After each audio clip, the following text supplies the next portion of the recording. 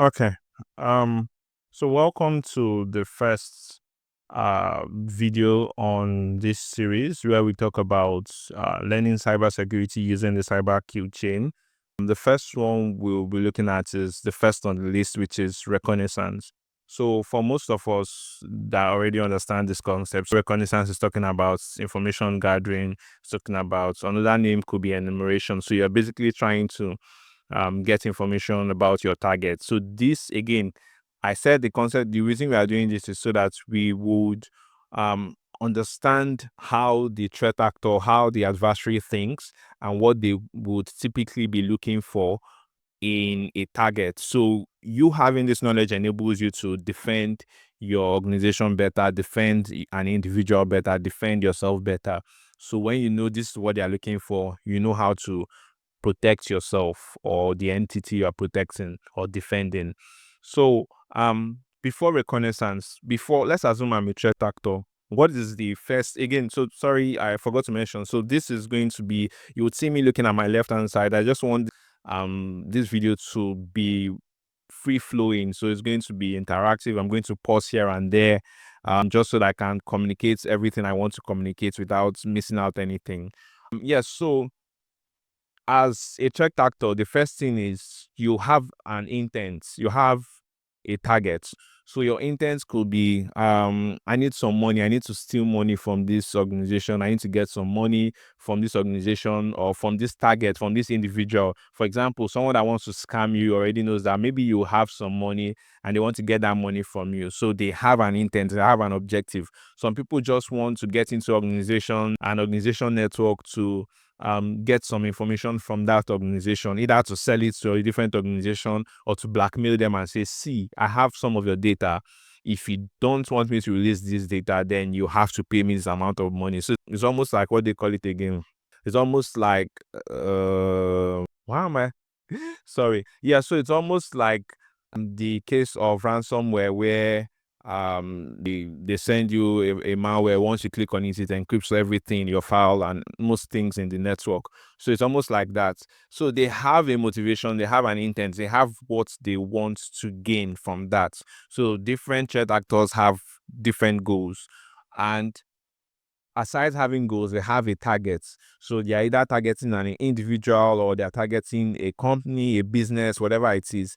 So they always have a target. That's one crucial thing. So before they start, they have to go through, again, they're going through this step of the cyber kill chain. Yeah, sometimes they skip some of these steps, but in most cases they go through all the steps of the cyber kill chain, even though sometimes you can start with reconnaissance and then you skip weaponization and go to okay, yeah, weaponization is important. You can do reconnaissance, you can do weaponization, you you can do delivery, you can skip exploitation and go to installation, or skip, it depends. So most times you can skip one or two of this. So now I need to find out information. Again, I'm going to reference this as if I'm the threat actor, just so that it's a bit more interesting. So now I need to find out a lot of information about the targets.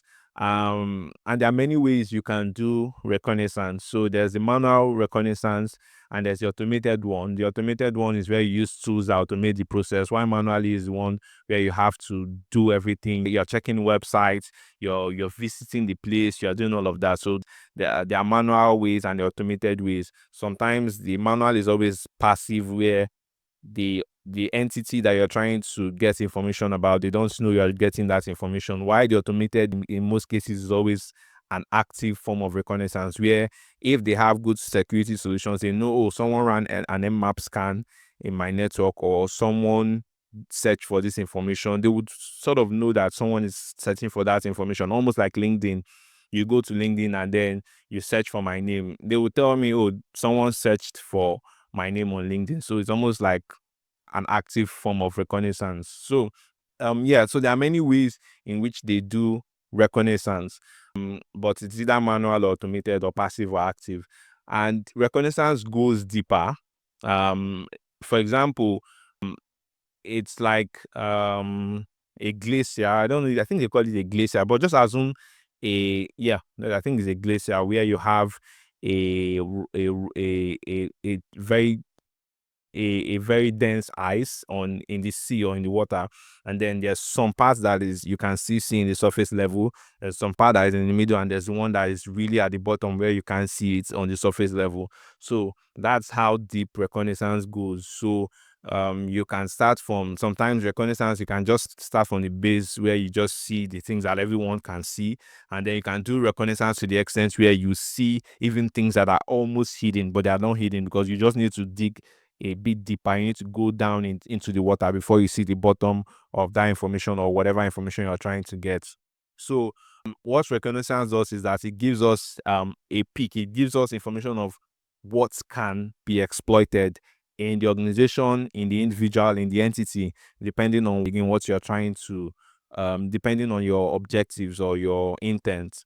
So what is the goal of reconnaissance? Why do threat actors typically do reconnaissance, or why should you do reconnaissance? So one is to understand what can be hacked, or what can I gain access to. So are there old features? For example, if it's a web application, are there old softwares that are running, or old plugins, or old whatever it is? Are there old features that I can exploit, or are there new features that have some bugs?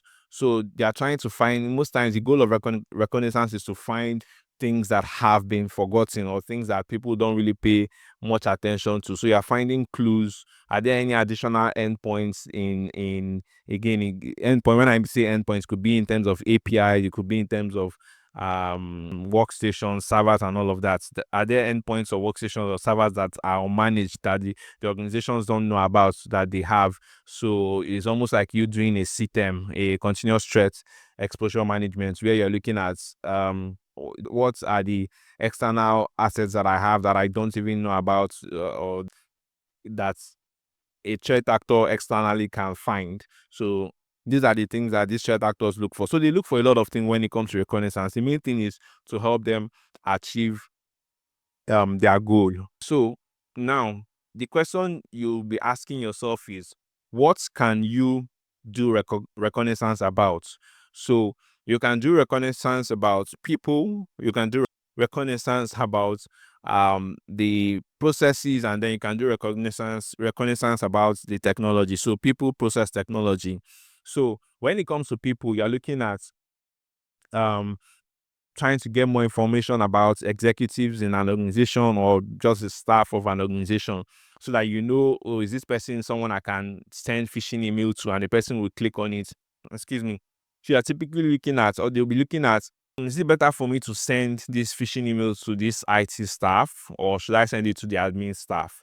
And they will say, oh, if I send it to the admin staff might not really have any major access that can give me further access, or can help me escalate privileges. So although it's smart to send it to them because they might have little knowledge, but I think I can try my best to send it to an IT staff who might have more access. Maybe instead of sending it to the top IT staff or the middle IT staff, I can send it to the interns or something like that. So somehow they just find a way. So this is what they research. They don't just send it randomly, although some people send phishing emails and all those stuff randomly, which is why some of those things don't work.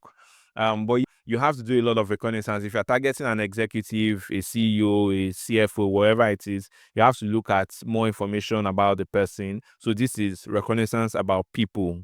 Then I said processes again. So you're looking at processes. What is the typical operation time of this organization? If I try to attack them during the day, do they have maybe a SIM that is being monitored in the daytime and nobody monitors it at night? Or do they have, maybe they have some solutions that they are using during the daytime, during the normal work period, that if there's this scan, the solution is going to notify them. But maybe if I do it at night, because nobody is working at night, and because this organization, they don't work at night, we've seen that they start their business from 8 a.m. in the morning to 5 p.m. in the evening. So it means the other time nobody is monitoring anything. So this is when I should typically carry out the attack. So again, this is reconnaissance on when to carry out the attack, understanding the operations, who handles what, and all of that. So again, this is reconnaissance on processes. Then there's reconnaissance on technology. So what are the assets they use? Do they have web applications? How many web applications do they have?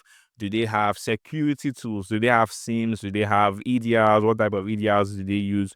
is there anyone monitoring it? And so you're just trying to get any information you can get as regards their technology. What do they have? Workstations? Do they have? Are they still using Windows 8 or Windows 10 or Windows 11? Are they using Mac? Are they using Linux?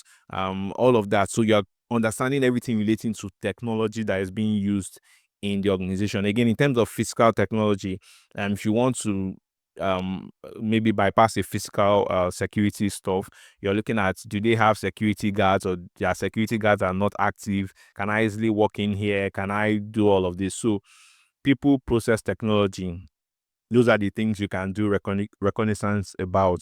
So the expectation of you performing reconnaissance, or the threat actor performing reconnaissance, is to get more information. So again, all of these things I'm saying is for me as a learner, for you as someone who is learning more things in cybersecurity, to know what needs to be what you need to know in terms of what reconnaissance, in terms of how these threat actors think. Okay, so now I think everything you do is reconnaissance. That's one thing you need to know. Everything you do is reconnaissance. So if, for example, you see a website and you're clicking on about page, contact us page, and all of that, that is reconnaissance. It's you trying to get more information. Or you have a new application and then you're clicking on this button, the menu button, this button, to see what it does. That is some form of reconnaissance. So to some extent, everyone does reconnaissance, but you might not be doing it with an objective in mind. So if you don't have an objective in mind, then the reconnaissance is dead, or it's not really effective. It's just you doing reconnaissance. But there needs to be a goal or an objective or an intent when doing reconnaissance effectively. So now the question is, after all this, after everything I've talked about, how how do we effectively do reconnaissance the right way, or how do threat actors do reconnaissance the right way? So the first thing is that there is a goal, there's a method, and then there's a destination, sort of, I would call it that way. So the goal is saying, what do we want?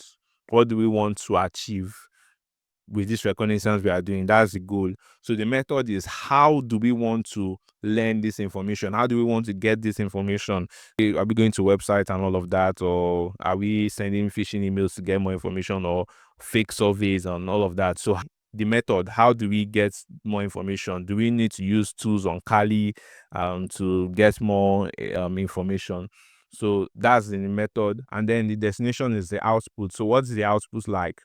So those are the three things you need to know if you want to do reconnaissance the right way. So now I'm going to remember I said um, reconnaissance, what you can in terms of reconnaissance, you can do reconnaissance on people, processes, and technology. So let's start with people.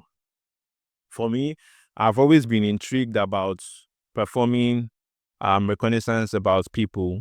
Sorry about that. So for me, I've always been intrigued about performing reconnaissance about people, and I think this is almost the most effective form of information gathering, when you perform reconnaissance on people. And I think, whether we like it or not, most threat actors, when there's a threat or an incident, it's not random.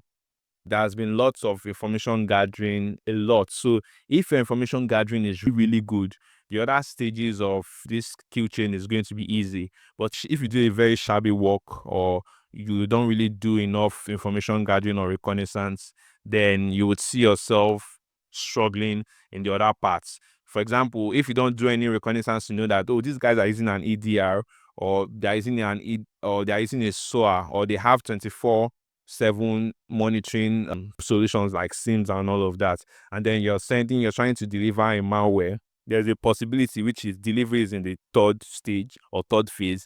It means your malware will most likely be caught by one of their EDRs, because, but if you are checked, you would have known, oh, these people have EDR, so I have to send it in a way that it will bypass the EDR, or something like that. So if this stage one or phase one is not done properly, then the other steps would most likely fail or not go as expected. So now we are looking at reconnaissance goals for people.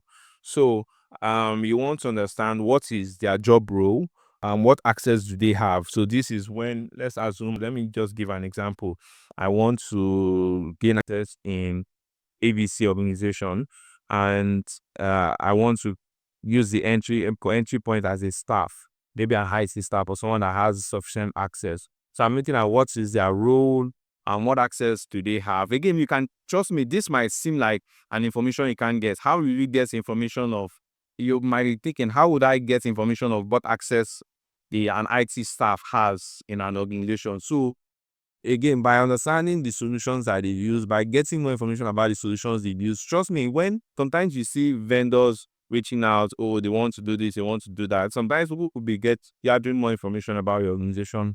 Again, I'm not saying you should be paranoid, but again, there are many ways to get any information you want to get. It just depends on how you do it. And are you using the right steps? If you try getting information from people, from using people, and you don't get it, you can try process. If you don't get process, can try technology, getting information from any of those stages. If you get an idea of the technology they use, somehow it can lead you back to understanding the person that is in charge of it and all of that. So you're looking at what is their role, what access do they have, what authority do they have. So when you're doing a reconnaissance about a person, a CFO or a C-level officer, seeing do they have authority to maybe want to steal money from the organization. Saying if you are reaching out to the CFO, you know the CFO can easily approve. Maybe they have process management where one person does not just approve. A big organization, you see that maybe one or two people will need to approve before any fund is discussed. Or some cases, one person, maybe in smaller SMEs, one person just makes that decision as to money leaving their account and stuff like that. So you're looking at what authority does the person have. You typically want to be targeting a CFO if you want to maybe get large amount of money rather than sending the phishing email to a regular staff or the admin staff or something like that. Someone that cannot really move money or do any form of transaction. So you're looking at, again, what impacts do they have in the organization and what is their security knowledge. So again, this is like very important. When they do this reconnaissance, they look at this is my target. What level of security knowledge do they have? So if I'm targeting a CFO, if I'm sending a phishing email to a CFO, the CFO is most likely going to click the phishing email compared to me sending that same phishing email to a CISO or a CTO, because CISO and CTO are known to be cybersecurity experts or have cybersecurity knowledge to an extent in comparison to CFO, who is mostly concerned about the financial stuff of an organization. You want to send it to the CFO compared to the CISO, and also you need to know what is their security knowledge like. Do they even do cybersecurity awareness or all of that thing? So you need to understand that about the person or the people you're targeting. Then you're looking at when are they active. Are they active in from 8 a.m. to 9 a.m. or something like that? Or this, if it's an individual, you're looking at, is this person always awake by 1 p.m. or 1 a.m. in the morning, sending LinkedIn posts, sending emails. So you typically know when this person is available, when he's on his laptop. You don't want to be sending a phishing email to so after 5 p.m. the person has closed laptop, and then you're sending phishing email to the person by 8 p.m. in the evening. The person is not going to look at it till morning, and that's a lot of time before the security solutions would have done its job, or if they have, or something like that. But if you send it to, maybe the person is always awake in the morning, 1 a.m., 12 a.m., 2 a.m., person is always awake, you can send the phishing email or whatever I want to send, because that person will most likely take action at that time.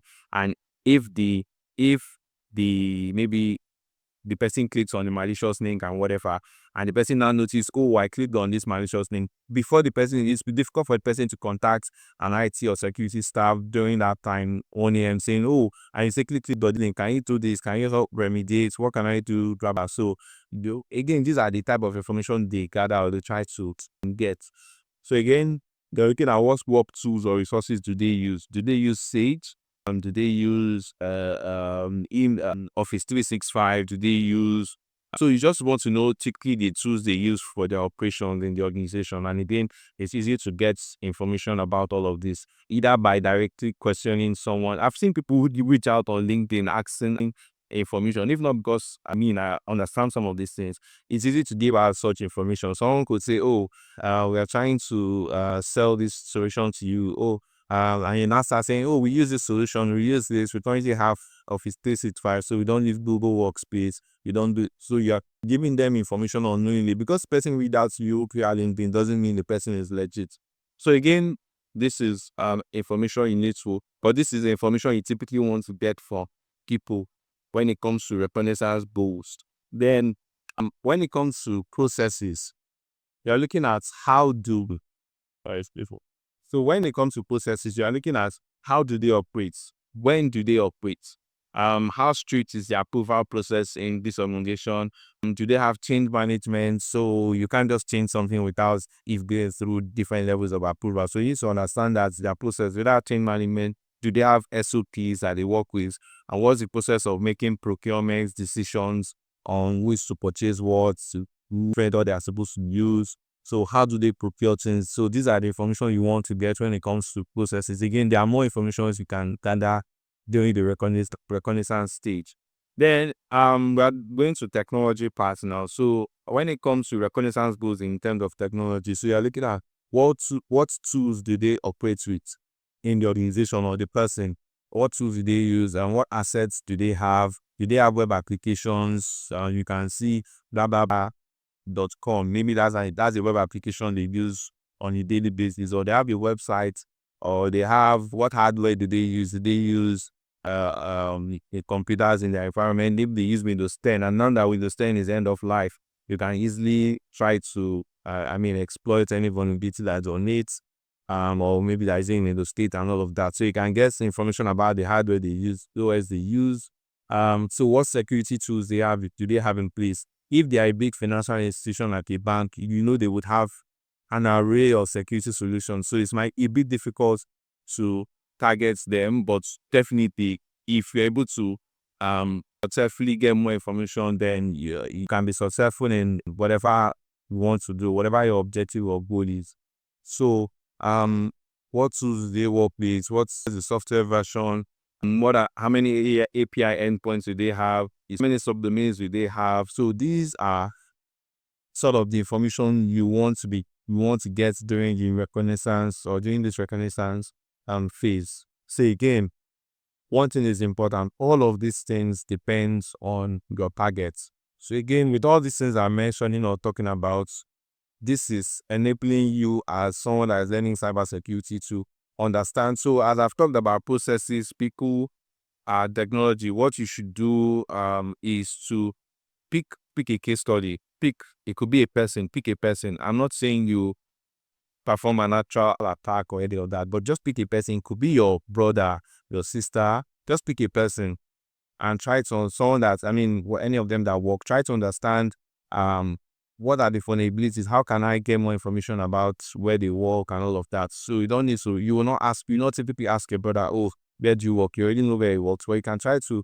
understand, to assume you don't know him, so you can try to get more information about all these things, the processes they use, technology and all of that, without directly asking the person. So this just helps you to learn and understand what has been exposed in the public and all of that with stuff. So well, as you go further, you will learn that to get some of this information, there are certain tools you need to get. How many, again, in terms of technology, I talked about subdomains. How do you know the number of subdomains that this organization is using? There are tools that help you to do subdomain enumeration, where you get a list of subdomain using an organization or by an entity. You could also get how many web applications they have. We could get all that information using certain tools. So this will enable you to learn how those tools work. So you don't typically need to master them, because again, it's just for you to have the knowledge so that you know how these things work, you know what tools are being used. But if you want to master it, if you have the brain to take on everything, then why not? Because I know most times it could be tasking to master or gain mastery over all of these things. Because the thing is that when you start working in the cybersecurity field, you see yourself using specific tools to do your job or to get your job done. So you don't get to learn every other tool or use every other tool. But the thing is that you understand what that tool is, you understand what is used for and all of that. So thank you for watching. This is the part 1 of the reconnaissance, the cyber kill chain blueprint. So the next one we're talking about is reconnaissance methods. So just